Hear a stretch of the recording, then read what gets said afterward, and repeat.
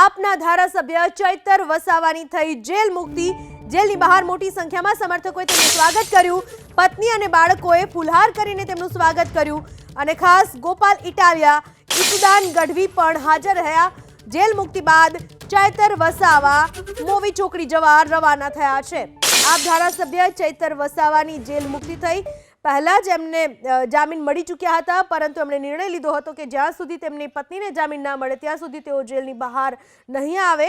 અંતે હવે આપના ધારાસભ્ય ચૈતર વસાવા જેઓ જેલની બહાર આવી ચૂક્યા છે। કોંગ્રેસ પાર્ટી ચૈતર વસાવાના માટે કરીને જે એને એક ગઠબંધન તરીકે મદદ કરવાની થાય કોંગ્રેસ પાર્ટી કરશે। આપના ધારાસભ્ય ચૈતર વસાવા જેઓ જેલની બહાર આવી ચૂક્યા છે, પત્ની અને બાળકોએ તેમનું સ્વાગત કર્યું। ખાસ ગોપાલ ઇટાલિયા અને ઈસુદાન ગઢવી પણ હાજર રહ્યા છે।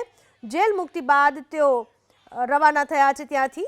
આપ ધારાસભ્ય ચૈતર વસાવા જેઓ જેલ મુક્ત થઈ ચૂક્યા છે અને ફુલહાર પહેરાવીને તેમને જેલની બહાર સ્વાગત કરવામાં આવ્યું। ચૈતર વસાવા જે વનકર્મીને મારવાના કેસમાં જેલમાં બંધ હતા અને જેલમાંથી હવે તેમની મુક્તિ થઈ છે।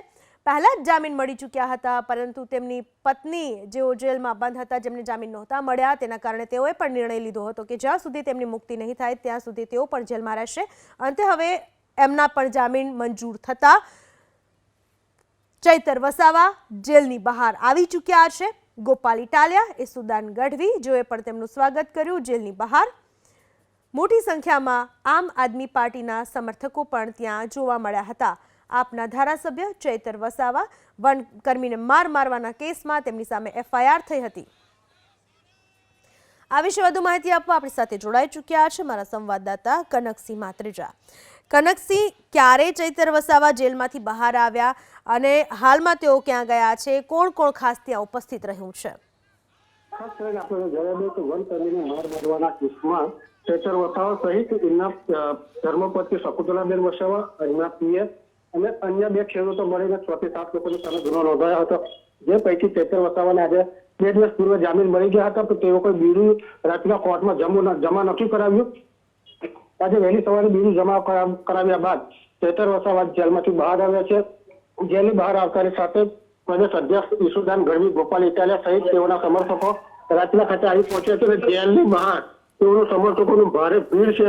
એ ભીડને ચૈતર વસાવા સંબોધીની શક્યતાઓ છે અને ત્યારબાદ ચૈતર વસાવા ગાંધીનગર જવાના છે એવું સત્તાવાર રીતે જાણવા મળી રહ્યું છે।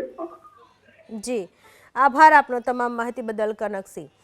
તો ચૈતર વસાવા જેઓ જેલની બહાર આવી ચૂક્યા છે અને હવે માહિતી મળી રહી છે તે મુજબ તેઓ સીધા ગાંધીનગર ખાતે જશે એવી માહિતી હાલમાં મળી રહી છે। ચૈતર વસાવા જેમના પહેલા જ જામીન મંજૂર થઈ ચૂક્યા હતા।